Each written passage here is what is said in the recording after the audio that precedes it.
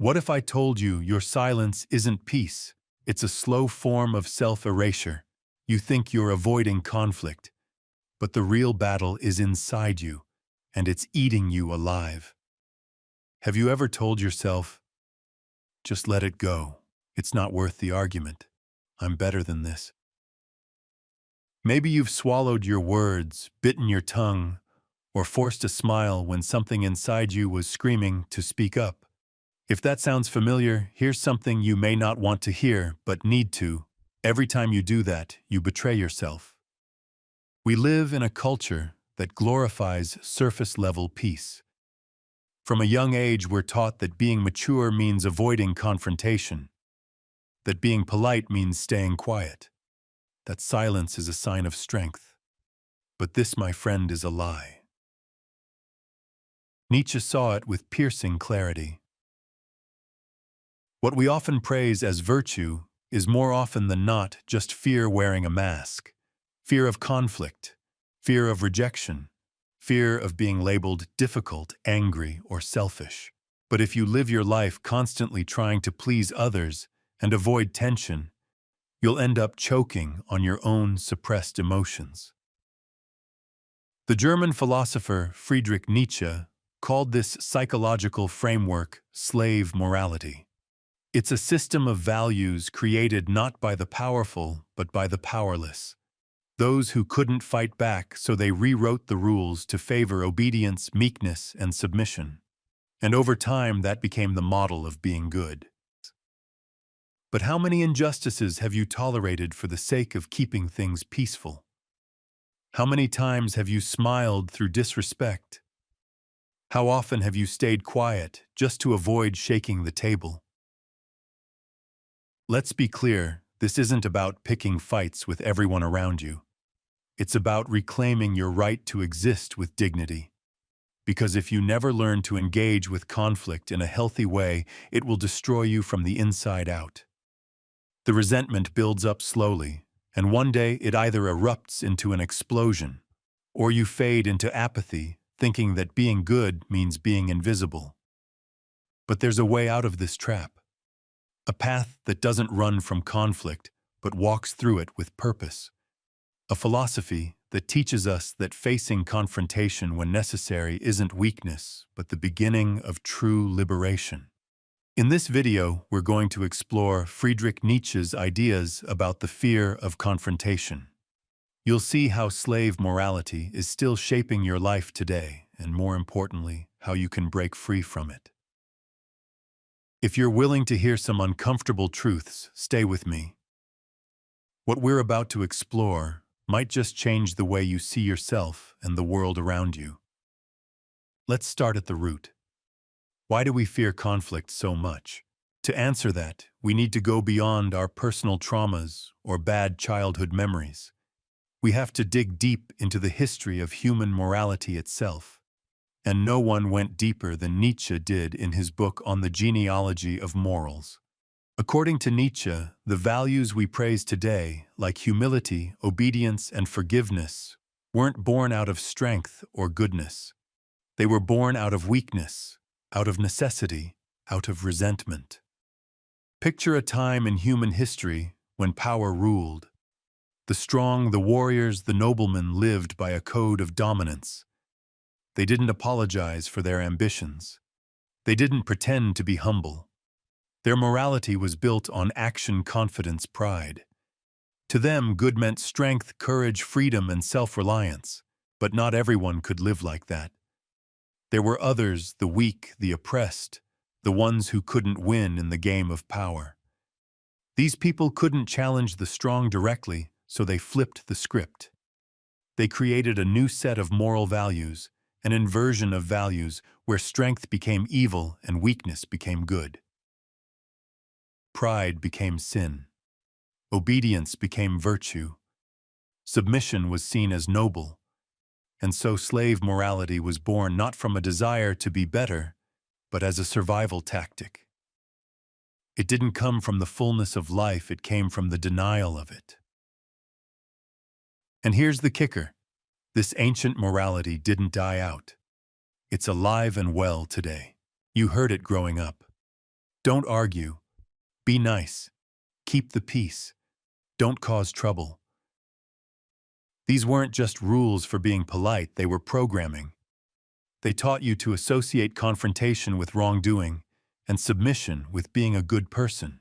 So every time you stayed quiet when you wanted to speak, every time you let something slide just to keep things calm, every time you shrank yourself to avoid making others uncomfortable, you were obeying that old code of slave morality.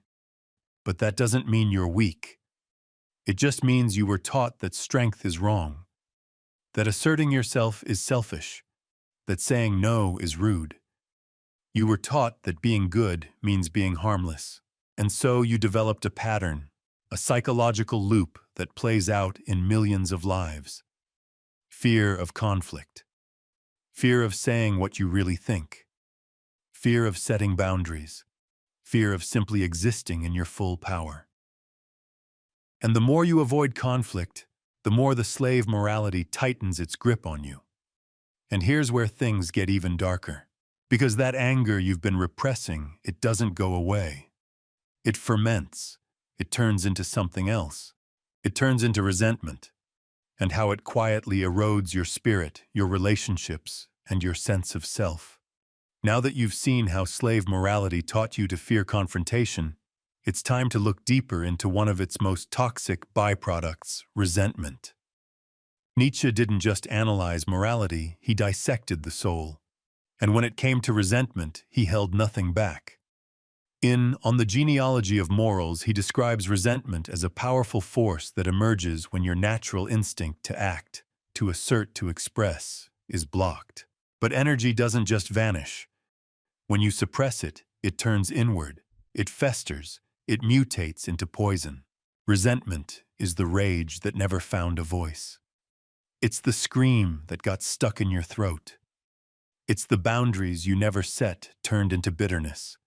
And if you've ever laid in bed replaying arguments you never had, writing comebacks you never said, then you've felt resentment. The resentful person is not weak by nature, they're frustrated by suppression. They wanted to speak up but didn't. They wanted to say no but felt guilty. So instead of acting, they create a new narrative. I'm better because I stay silent. I'm nobler because I forgive. I'm above it because I don't react. Sound familiar? This story might feel virtuous on the surface, but beneath it lies a raw, unprocessed anger, a spiritual infection. Nietzsche called it ressentiment, a kind of moral self-deception, where powerlessness is dressed up as virtue. You feel it every time you bite your tongue and walk away, but feel a fire in your chest. You feel it when someone crosses your boundaries and you don't say a word, but stew about it for days. You feel it when you play the good one in a relationship, but deep down you're exhausted from being walked on. That's resentment. And Nietzsche warned us the resentful person is not just a victim, they're a participant in their own suffering. By avoiding conflict, you feed the very thing that's killing you from the inside. You strengthen the chains every time you choose silence over truth. And here's where resentment becomes a trap. The more you avoid conflict, the more resentful you become. And the more resentful you become, the more afraid you are to confront anyone. It's a cycle, a closed loop of self-betrayal. Eventually, this bitterness becomes part of your identity.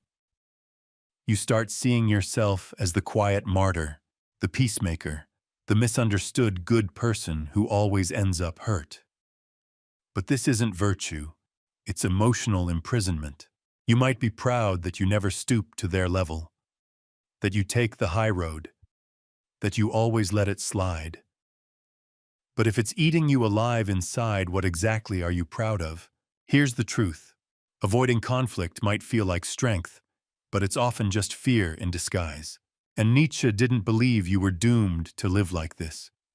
He believed in transformation, in becoming something more. And that begins with reconnecting to something deep inside you, something that has been buried by years of guilt, fear, and programming. It begins with reclaiming what Nietzsche called the will to power. Now let's pause for a moment, Because this concept has been massively misunderstood. The will to power isn't about dominating others. It's not about being aggressive or cruel. It's about reclaiming your inner vitality, the drive that pushes all living things to grow, to expand, to express themselves fully. It's the force that makes a tree grow toward the sun. It's the fire that pushes an artist to create. It's the spark that makes you want to speak your truth. But slave morality tries to kill this will. It tells you to shrink, submit, conform. It tells you to avoid conflict at all costs. Be good. Be nice. Be small. And when you suppress your will to power, it doesn't disappear. It curdles into resentment, passivity, and self-loathing. So how do you begin to recover it? It starts small. Learn to say no without apologizing. Start setting boundaries that actually protect your peace. Practice telling the truth even when it's uncomfortable. These might sound simple, but they're acts of rebellion in a world that taught you to disappear. Reclaiming your will to power doesn't mean steamrolling people. It means refusing to be steamrolled. It means realizing that conflict, when handled consciously, isn't destruction. It's creation. It's where truth happens. It's how self-respect is born. And Nietzsche knew that this transformation doesn't happen overnight. It's a process, a spiritual evolution.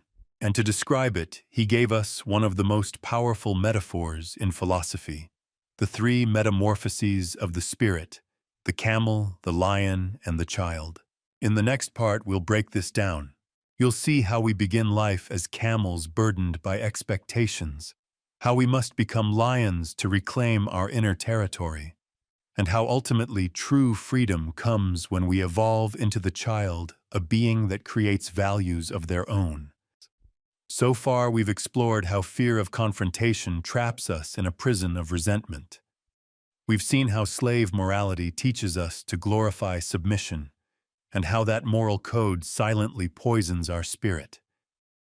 But Nietzsche didn't just diagnose this condition, he offered a powerful metaphorical map for escaping it. In his philosophical novel, Thus Spoke Zarathustra, Nietzsche describes the transformation of the human spirit through three metamorphoses: the camel, the lion, and the child. Let's start with the camel. The camel represents the first stage of the human spirit. It is strong not in the way we usually think of strength, but in its capacity to endure. The camel carries burdens. It says yes to duty, to obligation, to the expectations of others. It kneels before every you must, every you should, every thou shalt. This is the phase many people live their entire lives in. Maybe you recognize it. You carry the expectations of your parents. You take on the emotional labor in your relationships. You absorb societal pressure to be polite, passive, agreeable. You become a workhorse for other people's approval. And worst of all, you're proud of it. You think your ability to suffer quietly is what makes you good. You confuse endurance with virtue. And the more you sacrifice, the more righteous you believe you are. But Nietzsche challenges this idea. The camel's strength is not life-affirming. It's submissive. It is a strength rooted in denial. It's the spirit crushed under the weight of imposed values, not the spirit living freely. But here's where things start to shift. Eventually, the camel reaches a breaking point. It begins to ask, why am I carrying all of this? Who told me I had to live like this? What if all these burdens I've accepted aren't mine to bear? And when that question arises, a revolt begins. The camel becomes ready to evolve, to become the lion. The lion is the second metamorphosis. This is the spirit that says no. No to oppression. No to outdated rules. No to a morality built on fear. The lion is not here to carry burdens. It's here to claim space, to create a clearing in the wilderness where the self can finally be free. But to do that, it has to face one of Nietzsche's most powerful symbols, the dragon of thou shalt. This dragon is enormous. Its scales glitter with 1,000 commandments. Thou shalt be humble. Thou shalt not speak up. Thou shalt obey. Thou shalt avoid conflict. Thou shalt be small. And the lion must face this dragon and say, I will. This battle is terrifying. You'll be tempted to retreat. People will judge you. You'll be called selfish, rebellious, cold, arrogant. You'll feel guilt, deep generational guilt for daring to stand tall. But it is through this battle that the lion earns freedom. The lion does not fight to dominate others. It fights to win the right to exist as it truly is. It fights for the sacred space where it can breathe, think, speak, and live without fear. But the lion's journey is not the end. There's still one more transformation. Once the lion has cleared a space for authenticity, once it has broken free from the chains of thou shalt, a new spirit is born, the child. The child represents pure creation, innocence, play, freedom. The child does not live according to old rules. It doesn't rebel just to rebel. It creates its own values. It dances with life. It doesn't carry burdens. It chooses which responsibilities to embrace. It doesn't live to please or to fight, it lives to be. The child is not naive. It is wise but free. It has gone through the suffering of the camel, the rebellion of the lion, and come out the other side as something entirely new. And this, Nietzsche says, is where true human flourishing begins. The child is where you stop living, reactively stuck between submission and rebellion, and start living creatively. You build your own moral compass. You decide what matters to you. You create meaning instead of borrowing it. So ask yourself, which stage are you in? Are you the camel bowing to every should and carrying every expectation?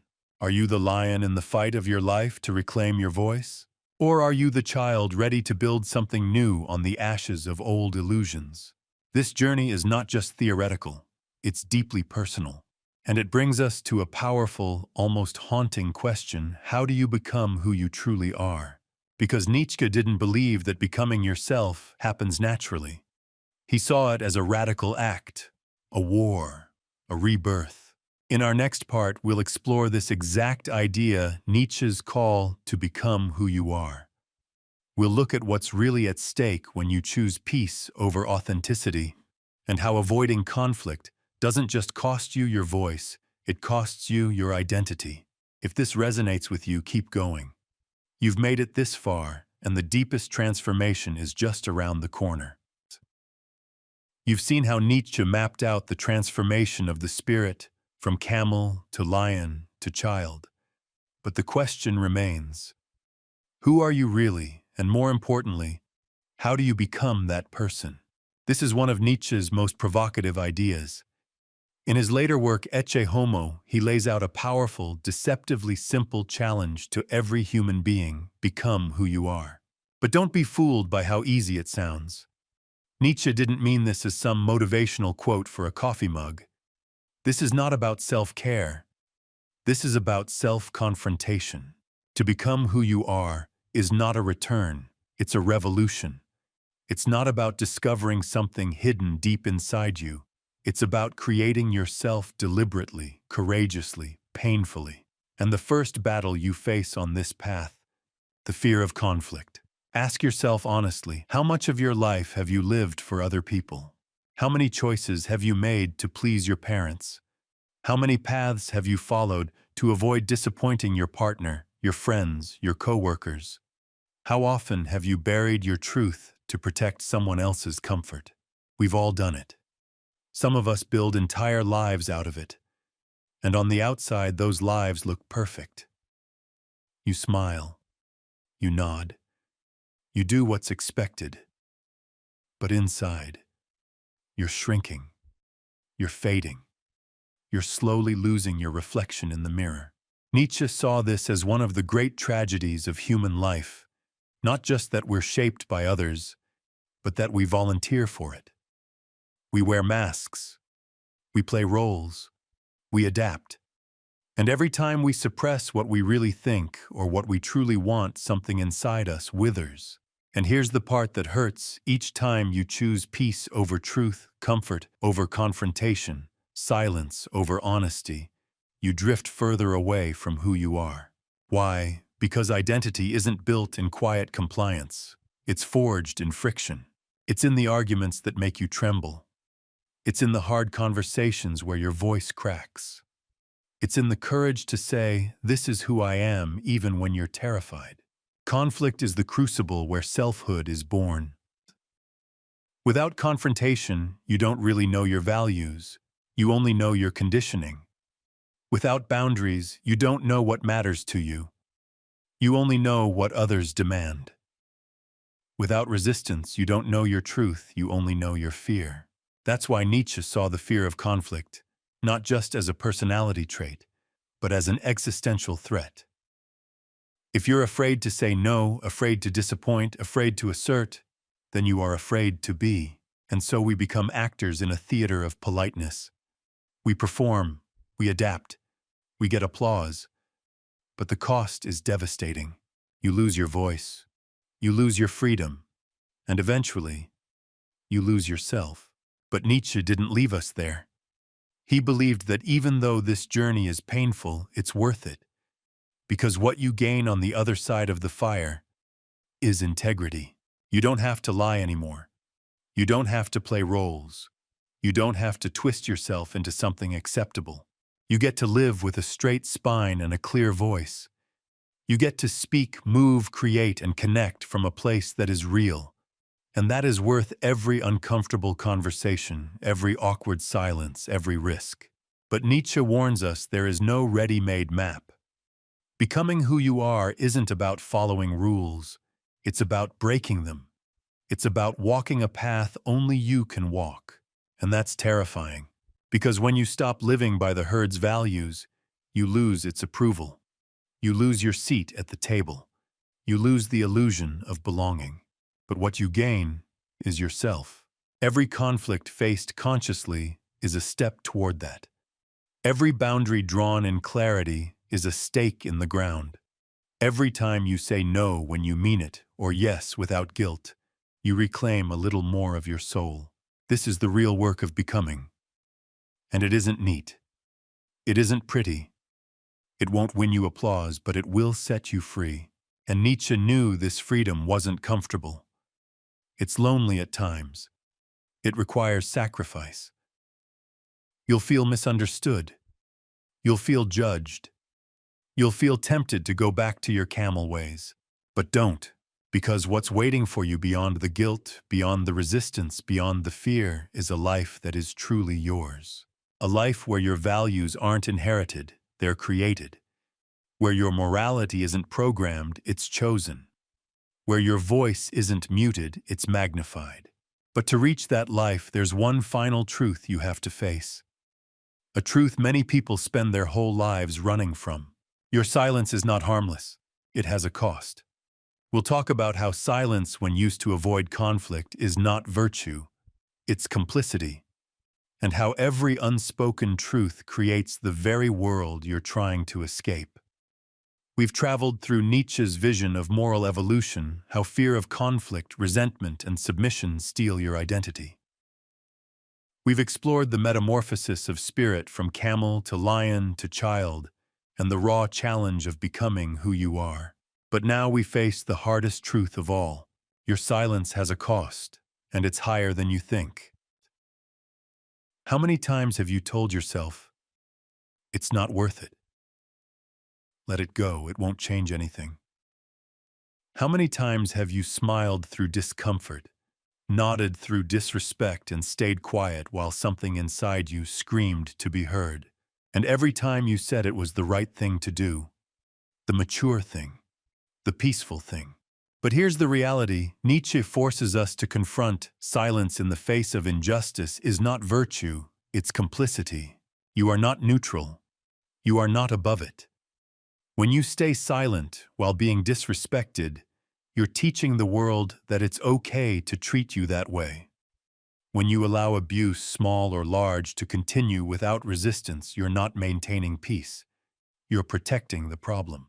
Nietzsche saw this dynamic for what it really is, the spiritual decay that happens when we trade truth for comfort, when we confuse passivity for wisdom, when we mistake invisibility for peace, And it's not just about how others treat you, it's about how you begin to treat yourself. Because the more you silence your truth, the more you tell your soul you don't matter.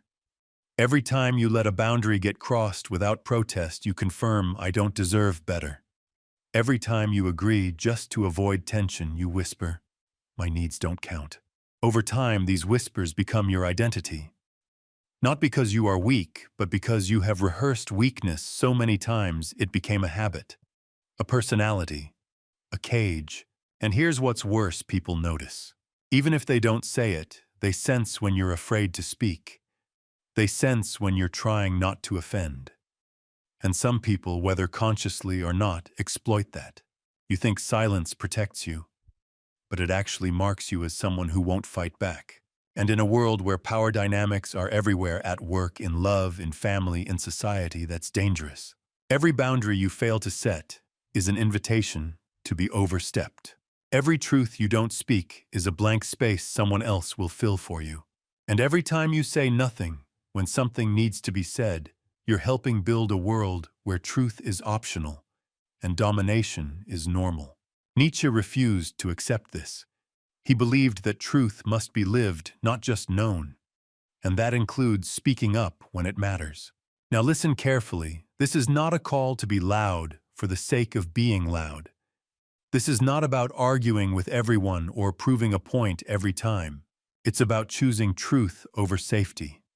It's about saying what needs to be said even when your voice shakes. It's about standing in your authenticity even if it means standing alone. Courage is not the absence of fear, it's the refusal to let fear dictate your choices. So the next time you feel that impulse to stay silent, to avoid rocking the boat, ask yourself honestly, am I being wise or just scared? Am I preserving peace or enabling a lie? Am I protecting myself or abandoning myself? These questions are hard, but they can also change your life. Because once you start answering them truthfully, something shifts. You stop shrinking. You stop apologizing for existing. You stop molding yourself to fit into places that were never meant to hold your full shape. And in that moment, you begin to become who you are. It's not always pretty. You might lose approval. You might lose relationships. You might lose your place in the circle you once belonged to. But what you gain is so much greater. You gain your spine. You gain your voice. You gain a life built on truth, not performance. And that's what Nietzsche ultimately wanted for us, not comfort, but freedom. A life where you're not ruled by resentment or guilt or obedience. A life where you confront what needs to be confronted. Where you protect what's sacred to you. Where you create meaning instead of inheriting it. This isn't theory. This is daily life. So if this message has resonated with you, if something inside you stirred or sparked or cracked open during this journey, I want you to do one simple thing right now. Write this in the comments. I choose to no longer remain silent. Because putting those words out into the world is a real, tangible act of defiance against the years you spent in quiet obedience. Let that sentence be your starting point, not the end. Because there's more to explore, more truths to face, more courage to grow. And if this video lit something inside you, you'll want to keep going. Check out the next video. It continues this path toward radical authenticity. Until then, speak boldly, live freely, and remember you were not born to carry the weight of others. You were born to create your own sky.